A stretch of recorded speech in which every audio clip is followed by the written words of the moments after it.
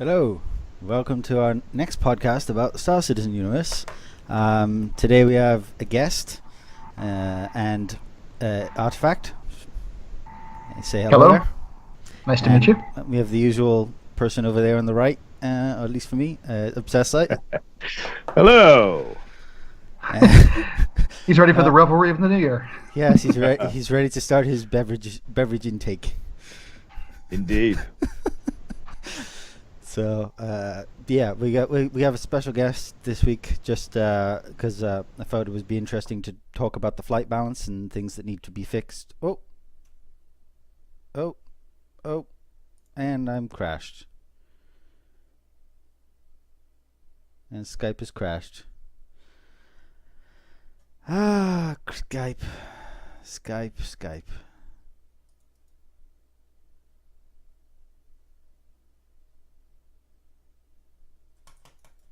That qualifies as a Greek tragedy.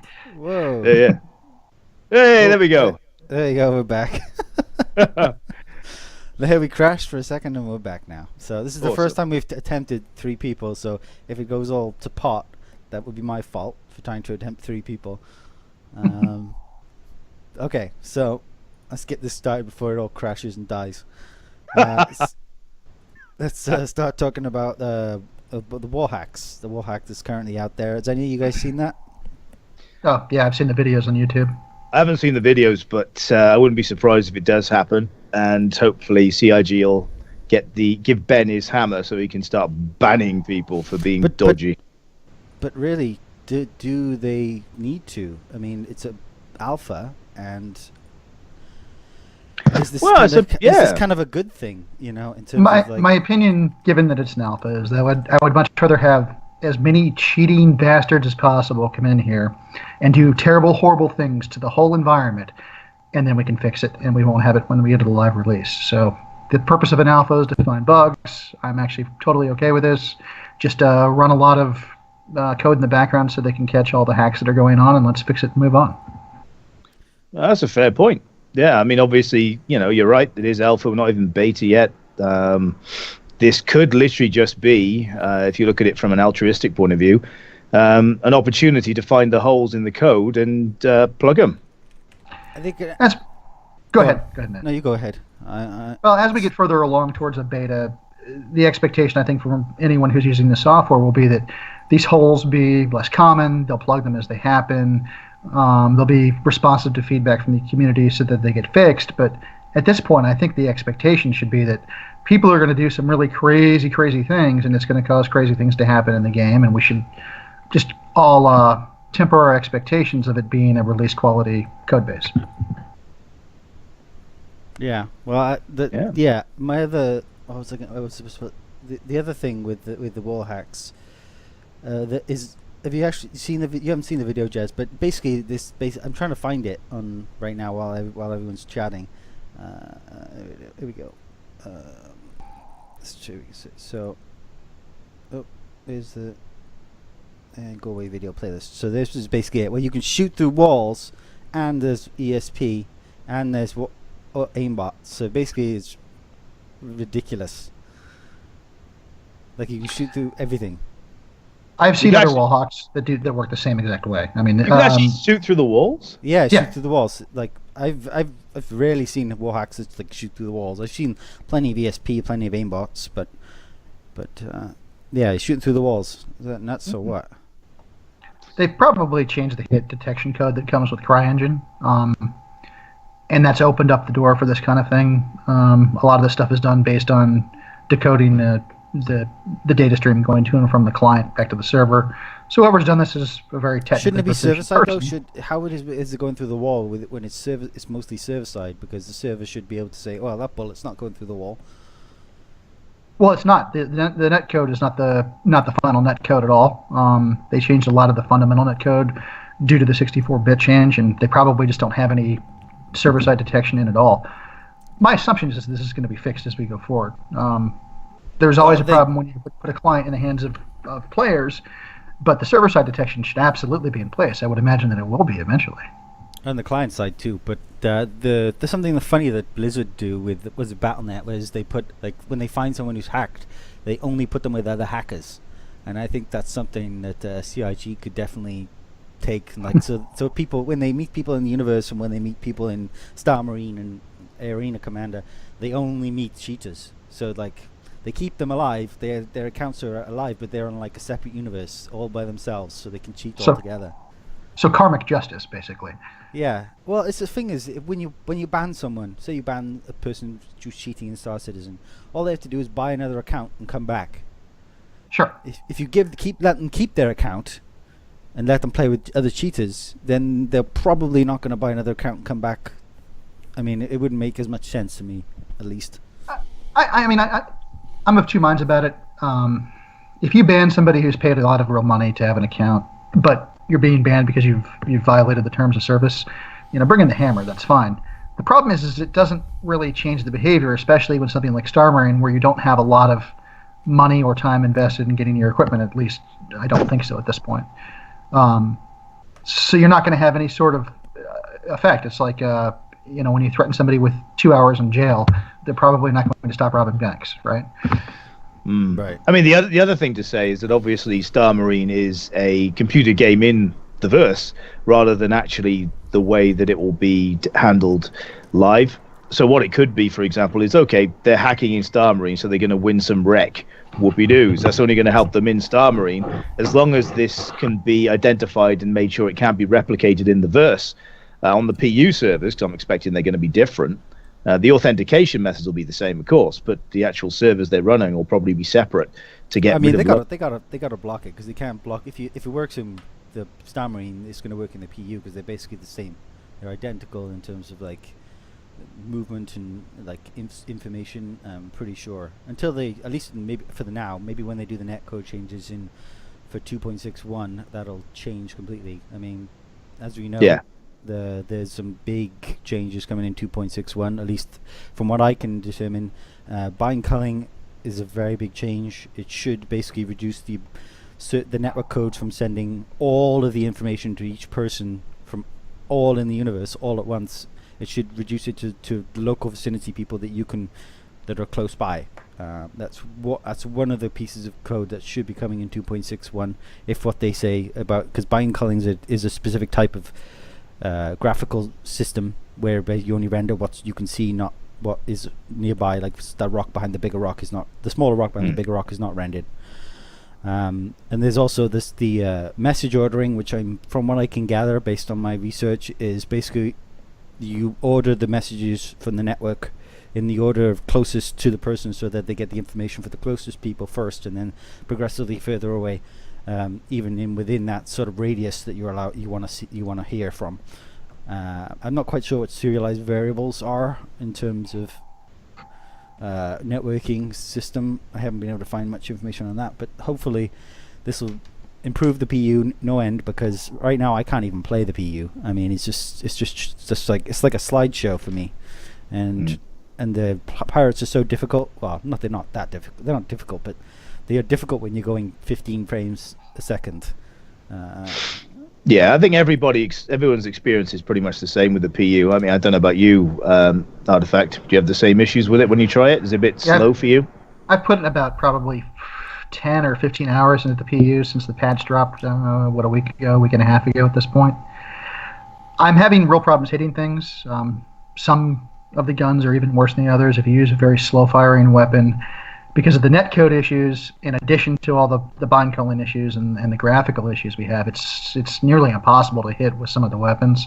So yeah, it's safe to say that I've had very similar issues, and they've caused fundamental gameplay problems so far in the PU. Yeah, all we can hope is that when they do, again, I'm assuming they haven't yet, but when they do make this change over to the purely Amazon servers, then things will improve. I know people have said that things have improved since the lumberyard change for the engine itself. But certainly at the moment, the PU is just far too slow for anybody to try and actually get anything other than testing out of it, even on the live, the live release of it. Well, I hate to throw around terms like unplayable, because it's, again, we get back to the fact that it's an alpha. It's not supposed to be a playable game. It's supposed to be an alpha test. But I mean, if you're going to have something out there, I think that's why they're doing 2.61. Because otherwise they would have just waited to 3. I mean, if the netcode was fine, they would have just waited for 3 and not bothered with 2.61. I think because it's so bad that I'm like, well, we got to fix this before we can't wait 4 months before we like give them some sort of reprieve from this, sort of slideshow hell sort of thing. What I would say about the current PU, like I said, I hate using the word unplayable, but it is so the netcode is so bad, the frames per second is so bad because of the netcode, and there are some blocking issues with a lot of things. Like, I don't know if you've tried to do any of the transmitter missions, but when you try to turn them back on, it actually turns it off, and you get flagged as a criminal. There are a lot of blocking issues in the current version of the game that need to be fixed before we can do any real testing at all, unfortunately.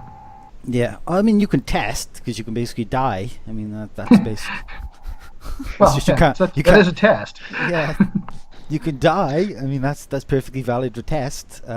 But you can't really. I don't think I can enjoy playing. To me, it's just basically banging your head against the wall, especially fighting some of those pirates in the M50, who are basically, so nimble, unhittable. So quick. Yeah.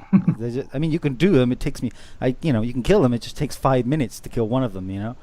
It's like, yeah, I'm forced in the PU right now to run like repeaters, laser weapons, so you don't run out of ammo, and B, you can actually occasionally hit them, and that's the only real workaround right now, unfortunately.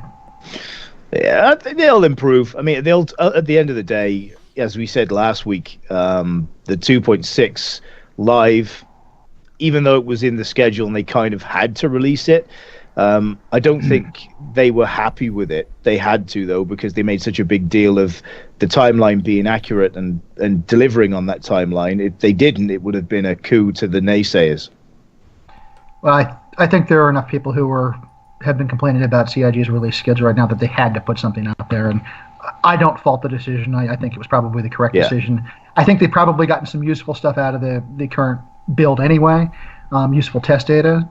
They just need to probably put a patch out, in the next week or two, and I think everyone will be happy, and it'll all work out just fine. Yeah, absolutely. Yeah, I mean, ultimately, you only have to look at the menu system and how you deal with the loadouts in Arena Commander to see how much work has gone into what we now have. There's just a few little bits of mainly back-end code that needs to change, and everything will be better again. Well, yeah, agreed. Well, speaking of PTU live flight balance, basically the main reason that I invited you on, Artifact, is so you can talk about what the problems are with decoupled mode right now, and so that people can look. A lot of people might not understand what the big deal is and why it's so important to a lot of people that decoupled mode be fixed. Would you want to go ahead and explain what the big problems are right now? Absolutely. I mean, first, I want to make it clear that a lot of people are not making a distinction between coupled mode and decoupled mode when they're talking about the flight metal problems as they exist right now, and it's exceedingly important to make that distinction between the two modes. Right now, when you fly in coupled mode, I actually am of the opinion, for the most part, the coupled mode flight model is probably a little better than it was before this release. A little slower, though. A little slower. It's slower, and that comes down to a matter of preference, and I think the weapon ranges are too low as well. But the usability of the flight model, which is what really the core of this conversation is about, I think in coupled mode it's actually it's decent. It needs some work, but it's a good starting place. My problems with the current flight model, and I think I probably speak for at least some percentage of the community, are in the decoupled mode. So specifically what happens right now is with the removal of cruise mode and the lowering of the SCM speeds, when you try to move laterally, so by laterally I mean everything except going forwards or backwards like you do in coupled mode, and you try to move to the left or the right either using your keyboard or if you're a dual joystick user with your joystick, so moving laterally left to the right, up or down, or backwards or forwards, is fundamentally limited by the SCM speed. So by that I mean it doesn't matter if the afterburner is on, it doesn't matter if you have boost engaged. If you try to move left, you can move to the left at like 10 or 12 Gs, but you immediately hit the SCM cap of, like for the Gladius, for example, I believe it's 160. The other ships that are less quick and agile and nimble, they're even lower. So because of the high acceleration values that have been put into this build, coupled with the low SCM speeds, you almost instantaneously hit that wall. So you're going at a constant speed in every single direction. What's happened here is that you can't dodge fire anymore. You can't maneuver very easily anymore. At the same time, you don't tend to run into things as much because you have such instant control authority over the spacecraft. But what it's done is it's made the flight model feel like dumbed down is the most common complaint. What do you think is the fix, though? What do you think is it basically remove the sort of negative effects of trying to use the boost or any sort of lateral thrusters while afterburner is engaged, or? Well, that's the big argument in the community right now, I think, is how do you fix it? There are a couple of different ways forward that have been discussed. One of them is, do you increase the SCM speed so that you can get more lateral velocity? So by that I mean, right now it's around a value of around 150 meters per second for most of the fighters. Do you increase it to 300 meters so that you accelerate in a lateral direction for, instead of 2 seconds, more like 5 or 6 seconds, and then you have more velocity change when you're looking at it on the screen? That's one way you could do it. The other way that has been talked about is lowering the acceleration values so that you're not instantly hitting the SCM cap. By that I mean, instead of going 10 Gs, more like 1 or 2 Gs, and you would accelerate to the left and right and up or down about a fifth as fast as you currently do. The downside of that, of course, is now you're going to be doing things like running into things because you have less ability to control your flight, so you will drift around more. That's a preference thing. Some people like that, some people don't. I think it should increase the cap personally, but just because I think that reducing the sort of, the second one you said, reducing it, the acceleration will basically affect coupled mode as well, and coupled mode is already kind of in an okay place for the most part.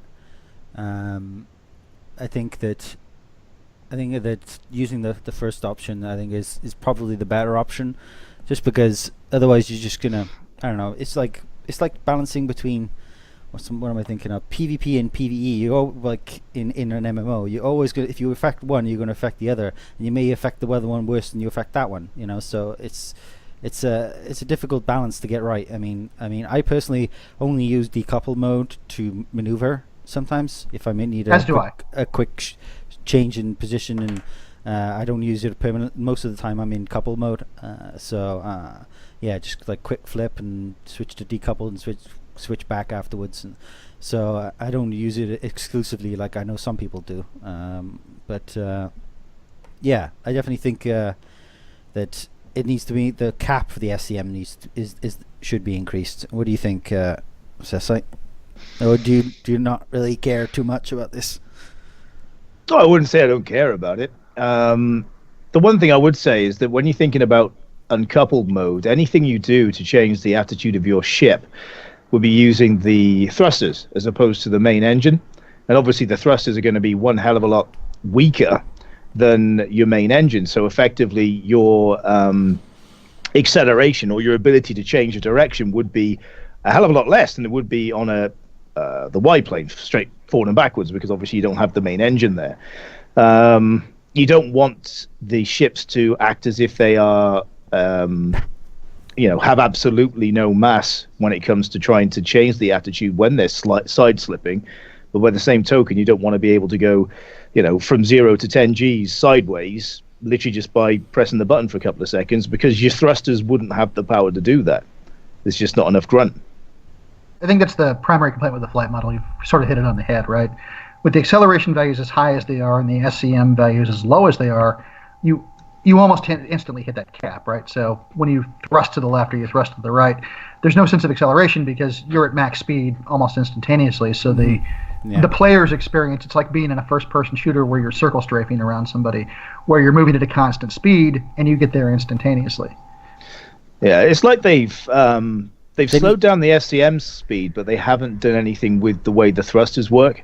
It's almost like they've just plugged all of the actual thrust on the whole ship into the same formula, rather than going, right, okay, the main engines have been restricted for the SCM speed changes, but the thrusters obviously don't have that much power, so they should still be a lot less effective, but they don't seem to be. Well, there's a reason for that, I think. When we were doing the PTU balances, because I was in it from the very first PTU, and there was a lot of people complaining about the fact that basically the ships were like slugs, and then basically after a couple of iterations they decided, well, we need to basically they went back to the 2.5 acceleration values.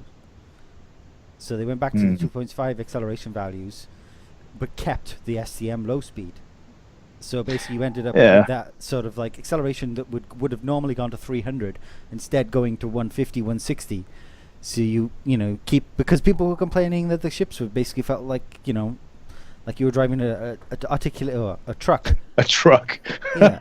Yeah, I know what you mean. But obviously the main engine should have these new limitations, but the thrusters shouldn't. They should always be a lot weaker. There doesn't seem to be anything going on there. Sorry, Artifact, go ahead. No, I was waiting for you to finish. I think there's a happy medium that can be found here. I think that right now, perhaps the acceleration values are a little too high, and the SCM values are probably a lot too low. You can bring the acceleration values down and bring the SCM values up, and that will help, I think, make the experience more playable. The other thing that I think we should be talking about as a community is all these constraints are imposed by the IFCS system, which basically is the computer controlling the thrusters to do what it thinks you're trying to do, right?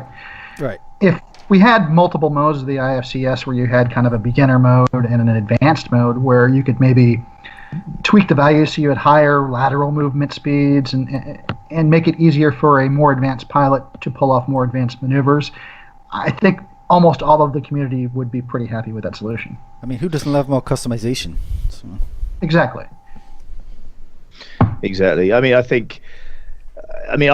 don't know whether you've watched the previous episodes, Artifact, but I'm always going on about how I play Elite Dangerous as well as Star Citizen. And obviously in Elite Dangerous, the difference really is those who use fixed weapons and those who use gimbals, and also those who turn flight assist off if they're in PvP. Not that it's going to be anywhere near as prevalent as it should be in the PU, but you know what you said, I agree with it. I think having a beginner and an advanced version of it, of the IFCS system, would be useful, but there has to be a downside to using the advanced system as well to balance it against the beginners. Otherwise, the people who are better will just be running rings around everyone all day without any negatives. So they got to add something in to level the playing field a bit. I agree. It should be probably some sort of heat or fuel mechanic. It seems like CIG is already kind of going down that road anyway with the fuel additions they've made in this patch. I think it can be tweaked such that if you use the more advanced mode, the downside is that you use fuel more quickly, so you better be damn sure that you win the fight quickly, because otherwise you're going to be defenseless and moving like a slug. Yeah. That makes sense. My only real complaint, because I don't... decoupled's not as big a deal to me, is the SEM speeds are just way too low for me. I mean, they cut them by about 60... They went from 100% to 66% in value, and they should have really gone to like 80%. It was just too harsh. They just overdid it. You know, like I've said before, sledgehammer versus scalpel. You know, that seems to be pretty common amongst developers. In an alpha setting, I'm not actually all that uncomfortable with it. I think it's an experiment that probably needed to happen.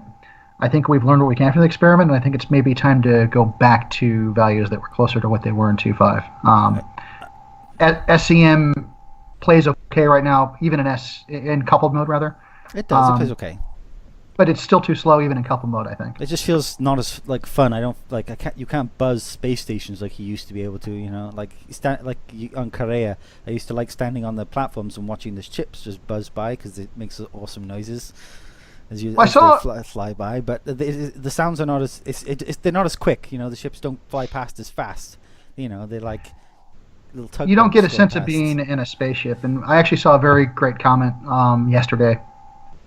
The current SCM speeds for the Gladius are slower than a World War II Spitfire fighter could fly at max speed. That makes no sense. None. They are about 300 miles per hour, the speeds in general, just over 300 miles per hour, so which is very unimpressive, shall we say. So right. Comes back to what we were all a little bit concerned about right at the beginning of this, was whether we were trying to I mean, Chris has always been quite keen to have a lot of the World War II dogfighting mechanics into the Star Citizen, but when you look at it, it doesn't really make sense to be able to dogfight with guns as much as you would in space. But then again, they obviously have to make it their own game. It's fun, it works, but like you say, the speeds are too slow. They need to make sure that the primary thrusters are separate to the maneuvering thrusters, and the maneuvering thrusters are balanced properly based on what they are. So if you can buy new ones which are better, that's fine, but they use fuel more than your default ones, and so on and so forth. I mean, one of the other things we were going to talk about when it comes to fuel and afterburners was the big ships and gravity generators. We've had it that do the gravity generators on the big ship generate enough to negate the G forces if you turn G safe off, or with G safe on rather? I mean, I think they should. I mean, isn't that the point of the gravity generator, to like pull you down so you don't feel those G forces? I mean, the smaller ships don't have a gravity generator, so that's why you kind of black out if you go too harshly on your dogfighter. But the bigger ships like the Connie, the Caterpillar, the Starfarer, I don't think you're going to be able to generate it unless you're going like 50 G, and the generator can only maintain a max gravity pull of like 2 or 3 or 4 or whatever. I think you shouldn't limit the sort of turning radius and the maneuverability of those bigger ships based on the fact that you're pulling a certain amount of G's, because I don't think that makes a difference, especially with those gravity generators. And maybe those gravity generators would, when they get damaged, then you could start pulling G's. Yeah, well, I'm not sure. The gravity generators in the big ships as they exist today, they kind of make sense. Otherwise, you're left to gameplay where you have to float through a ship, like with right, using your EVA thrusters or whatever. So they have to exist, right? Mm-hmm. So I think they've actually done a very good job in making that part of the lore. The reality is if you take something the size of a Drake Caterpillar and you spin it end over end, even at like 3 or 4 revolutions per minute, I think I did the math a couple of days ago, it was something like 2 Gs at the very end of the Drake Caterpillar. I mean, you're going to be pinned to the wall and unable to move just by turning the ship, right? Right. At the current values. So the gravity generator has to exist, but there's a big focus from CIG, and what I've heard is all this about emergent gameplay. Wouldn't it be cool if the gravity generator was a system that could be either turned off or disabled by borders or battle damage or whatever, and the ship is tumbling and you have to fight in an environment where the ship's tumbling around? I don't know if everyone's on board with that idea. To me, that sounds like awesome. The coolest thing I've ever seen, right? I know. Well, no, it sounds like the second coolest thing I've ever seen. The coolest thing I've ever seen would be 2 Idrises fighting each other. Now, that would be the coolest thing I've ever seen. I think you'll get that, though. I mean, that might even come in, 3-2, 3-3. That's probably not even all that far away. But still, that's what I want to see. I want to see capital ship battles. Yeah, they could recreate the Titan mode from Battlefield 2142 if they did that. That'd be great. You could stick that into Star Marine. Can you imagine how many people would be playing that? That'd be awesome. Oh, I'd be totally down for that. Yeah. No, I think my point on the gravity generators really is that obviously they have to exist, they have to work. But obviously, if you're going the full afterburner speed of a Caterpillar, and then all of a sudden you stick it in decoupled and try and spin it around, you're not going to be able to do that without actually feeling some effects, even with the gravity generators on. They can't. They can't. If there's gravity, gravity. If there are maybe it depends on how powerful they are. Maybe there's different powerful, different like specs for gravity generators. You can you can like increase the, burn on energy that the gravity generator takes, but you get more gravity from your generator, so you have less. The threshold for the G-safe is a lot higher, sort of thing. Well, it could be also managed by power settings as well. We already have that in the game, and it seems like that's going to be a big part of some of the multi-crew gameplay, right, based on the fact that they're creating some of these stations. I would think that you'd be able to more finely control power distribution than what we have today, just to make the gameplay fun for people who decide to engage in it. And there you go. That's something that they can do. They can control how much power goes to the gravity generator, and if they turn it down too much, well, people start go flying around the ship, and that's probably not a good thing. Turn it back on again, and then just start squishing the borders against the walls. Yeah, there you go. That'd be brilliant. That would be fun. Actually, it would be brilliant, but think about it. It creates tactical options for people in this kind of emergent gameplay concept. I'm okay with it. I love complicated and immersive kind of combat. Yeah, I too. All they'd have to do is add the ability to grab a hold of something, so that you use one of your hands to grab hold. You can only use a pistol, but then you're protected against gravity effects to a certain extent. But if you don't grab a hold at the right time, then you become paste. Right.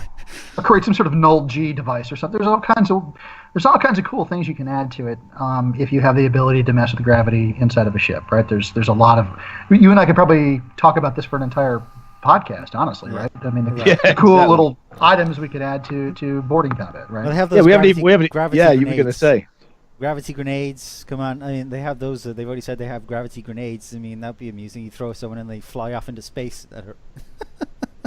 That already happens in the current engine. I know. But that's not intentional. You don't go, Right. you throw it away and you just zoom off. But yeah, I mean, there's also like, whether you maintain your velocity when you jump out of like a cutlass, which we talked about a few episodes ago. I think it was, sort of the ability to like fly by a capital ship in a cutlass and then just jump out, but you still maintain your velocity. Sort of right now, I think you still, I don't know until I haven't tried it in 2.6 whether or not when you jump off a platform you maintain that velocity or whether you still slow down. So a friend of mine in the PU tested this very thing out a couple of days ago. We were doing the missions. We didn't want to fight the pirates because the pirates take so long to kill right now, right? Right. So we flew out in a Vanguard hoplite and we opened the back deck and he jumped out and he slowed down, but it wasn't nearly at the quick rate of speed that it was in previous builds. Mm-hmm. So you're able to drop troops out the back of a troop transport like a hoplite onto a target. It was actually one of the coolest things I've ever done in the game. It was That very sounds fun. cool. Yeah. If we ever do any gameplay videos for this Logic, I think we need to start doing random stuff like that. Although I missed out on buying the Warden. I had it in my in the checkout, and then I went to bed, and then I woke up and the sale was over, and I was Just like, get the hoplite, and then you can always like spend $20 when it comes back. Yeah, I wish I had, to be honest. But yeah, there you go. I'll have to use something else. I'm sure I've got something. I could throw you out. I'll throw you out of the Aquila or something. That'll do. You got more ships than God, so Well, not quite. Well, you don't have an Idris, but other than No, that. I'm not that mental. Almost. I could melt everything and get one, but Unfortunately, I do have an Idris. Oh, I have a brilliant. problem. I have a spending problem. Look, he's even more mental than I am. That's great. See, I'm the Yeah, least. no, I can't wait. least I can't wait for the mental Idris to be.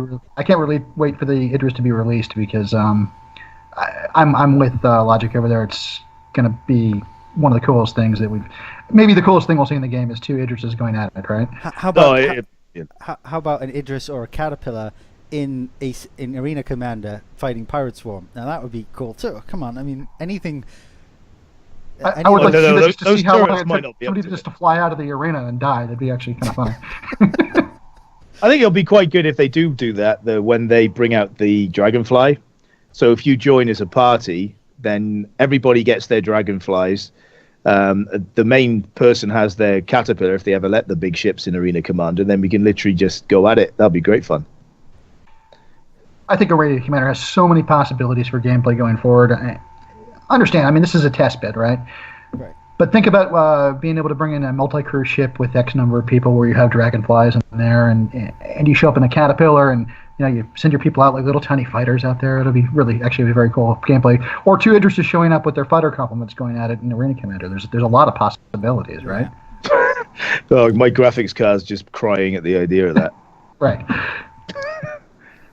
Well, the new 1080 GTX Titan comes out, or Titanium comes out in a couple of weeks. So, as soon as I'm actually going to upgrade my computer as soon as that comes out, because my daughter keeps stealing my wife's computer to play Guild Wars, so I have to buy another computer and stick it in the living room so she can play games while my wife wants to use her computer. So I'll probably end up building one for me and giving my one to them.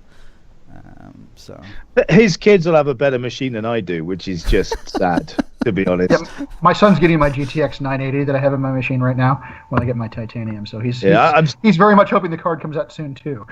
Yeah, I'm still rocking a 970. It just about copes. Just a lot of it's CPU right now. Yeah, I think that's half my trouble. I've still got an ancient i5 in there. It's about 4.5 years old. I need to upgrade it, but it's one of those things you just stick on the back burner till later. Yeah, I put an i7 in my machine without changing anything else, and the difference in the PU was just absurd.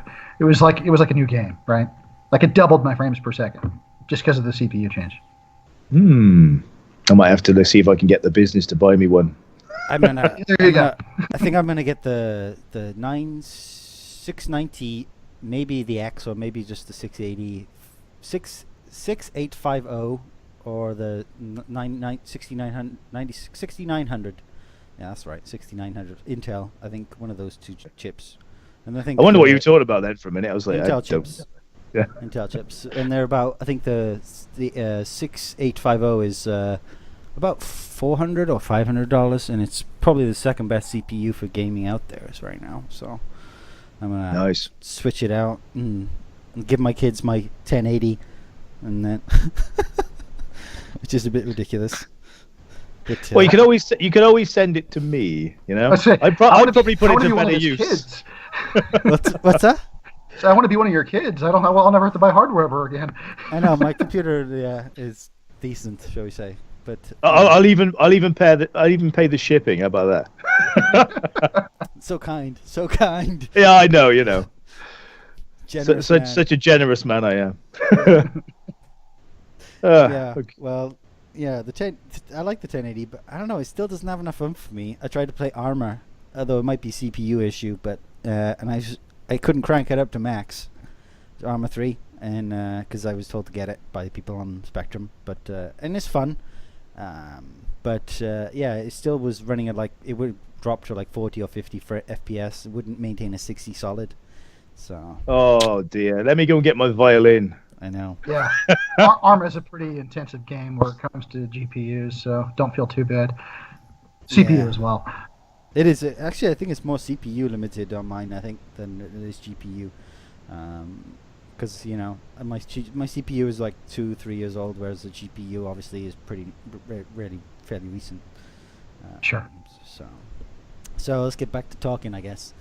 Yep, you got 5 minutes, man, and then I gotta go. Okay. Damn you! Damn me! I'm wanting to spend time with the wife. I know it's awful. Well, and the rum. The rum matters too. Well, yeah, there is that. Well, we'll do an extended episode next week, Mister. Okay, cool. I'm looking at you. Which one, me or him? Remember, he's next to me. Right? Okay, cool. Yeah. Yeah. We don't know. I don't know if we can get him to come back again. He's like, what are these Muppets talking about? No, I feel vaguely like I'm in the Brady Bunch with people looking across me. It's kind of cool. The old Brady Bunch. Well, put it this way, you're more than likely to come back, man. It's been good. This has been I've actually had a wonderful time. Thanks for having me. It's been great. No problem. No, I saw your posts and I was like, this guy knows what he's talking about. We'll have him on the podcast. So. I have strongly held opinions about a lot of things in life. I try to be reasonable about them too, right?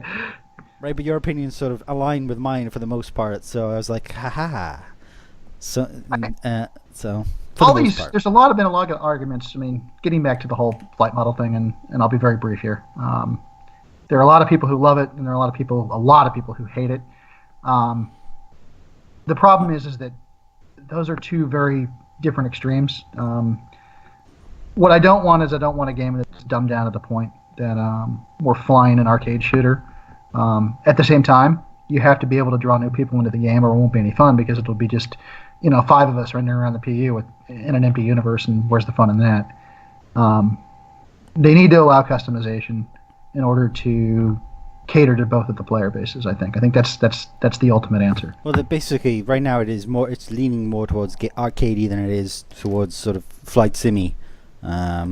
So I think the balance needs to shift slightly back towards more flight sim than arcadey, because I don't want to end up like No Man's Sky, because the flight model in No Man's Sky is basically just an arcade shooter. Well, another issue that we're having right now, also keep in mind, is that there are a lot of bugs with the HUD. There's a lot of bugs with HUD elements not showing up. There's a lot of problems with the controls simply doing nothing. The power controls do nothing right now. You can't even the grouping get to them. Even work. Right, and the grouping doesn't work. Yeah, there isn't even an option for grouping in a screen to like look at it and look wistfully at it in the Super Hornet. The Super Hornet doesn't have a grouping screen because they disabled the HUD on the visor, so that's gone. Yeah. It's a shame. Uh, Yeah, I'm sure they'll add it's these. not I'm sure gone they'll for- add these back in. Yes. I'm sure they will. I mean, you only have to look at the key bindings, right, to realize that they're going for a pretty not massively sim heavy, but it's been a long time since I've played a game where you look at the key bindings. Apart from armor, you look at the key bindings, you go, "Wow, there's like three different modifiers you can use." So yeah, it's going to be complicated. That means there's going to be customization. I think we just have to be a bit patient to see where they go. But obviously, we can keep poking them in the right direction. So I want to Yeah. show this video quickly. Oh, look, as a freelancer, it's one of my favorite ships. Oh wow. Here we go. Did that just go through the middle of that caterpillar? Awesome. There's like a I've not seen that before. You know, Will it track? Does it track through the caterpillar? Yeah. That's great. What would be great is if there was somebody standing in the belly They of the tried that. caterpillar They watching tried it that. as they go past. They tried that, and it basically passes straight through people. It doesn't. Oh. It doesn't blow up if you hit a person inside the standing there. I think that may be the way the physics grids work. I'm not sure whether or not when you pass from one physics grid to another physics grid, whether or not that sort of is registered. I love the smoke trail. How cool is that smoke trail? That's a brilliant shot. That's a brilliant shot. This is why I want to play Star Commander right here. These things that we're seeing on the screen right now. That's why I want to play the PU, but it's just so painful right now. It's not really worth my time, shall we say. I just love that video, and I always find these little videos, and I'm like, oh, that's just so cool. The community just does so many of these cool little videos where you're like, wow, that is just awesome. Well, I'm looking forward to someday allowing us to have private servers with private roles, and if I have that, I can make a space sim where I'm engaging targets from 200 kilometers away and going 20 kilometers per second, and I don't impinge on anyone else's gameplay if I'm on my own private server. No, but you're on your private server. They've already said you will basically only maybe get one system, so you basically won't get access to the full universe. You'll basically have like a system or two. You won't get like a full however 100 star systems on the private servers. That's fine. I'm willing to the consequences of me wanting to do my own little rule set and fun time. If there are going to be limitations to it, I can accept that. I mean, unless you're going to get like a rack server and run it, I mean, in terms of like a rack mounted server in your living room just to run like a couple of star systems. Well, they're on Lumberyard now. Maybe I can buy my own server through AWS and put it up as a service. Maybe that's where they're headed. Maybe that's where they're headed. Amazon's like, we could sell this to people and they can make their own tool sets. And I would consider buying it. I'll be honest with you. Yeah. You guys have spent enough money on ships, for crying out loud. Right. I think when they're done, I wouldn't be surprised if the Star engine is something that people can buy, because the modifications that CIG have made to CryEngine and now Lumberyard, same bloody thing, different name, are something which is proprietary to them. And I personally wouldn't have a problem with CIG making money off the back of our pledges, as long as that money goes back into making more episodes of Squadron 42 and continuing adding the richness to the PU. What about the CIG is not a non-profit. I'm sorry. No, they're not. CIG is not a non-profit company, right? So we need to accept that they're using our pledges to make money. I'm okay with that. I knew that going in. It wasn't like they hid it from me. No, exactly. I know. But like I would want a Star Wars Galaxies version of this game, like created like because I love Star Wars Galaxies. It's probably my favorite MMO of all time. Even though the flight combat was not that great, but the whole premise of the ground combat was just fantastic. But yeah, to be able to recreate, because they already have Star Wars EMU, Star Wars Galaxies EMU, which is great fun, and the fact of being able to use someone would be able to take Star Engine and build the Star Wars universe.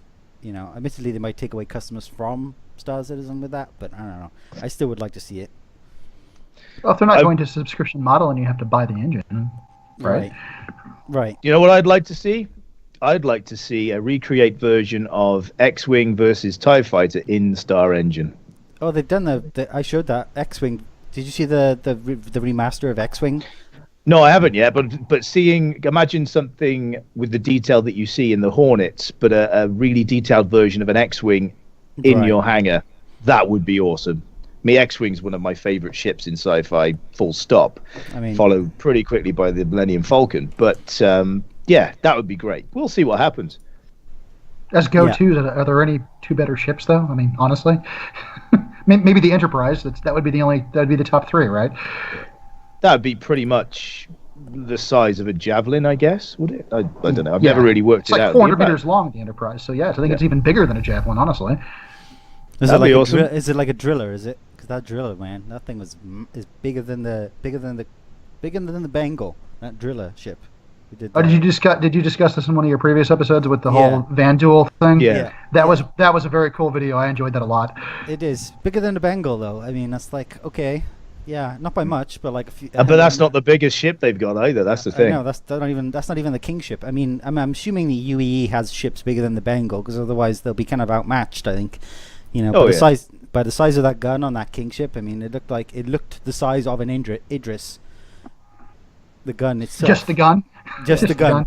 Yeah, exactly. I mean, what I loved about it is the fact the designers have added in some of the biological bioluminescence of the Van Duel themselves into the ships, which makes you wonder whether there's going to be some sort of religious thing about this bioluminescent side of it, which is why they've recreated it in their ships.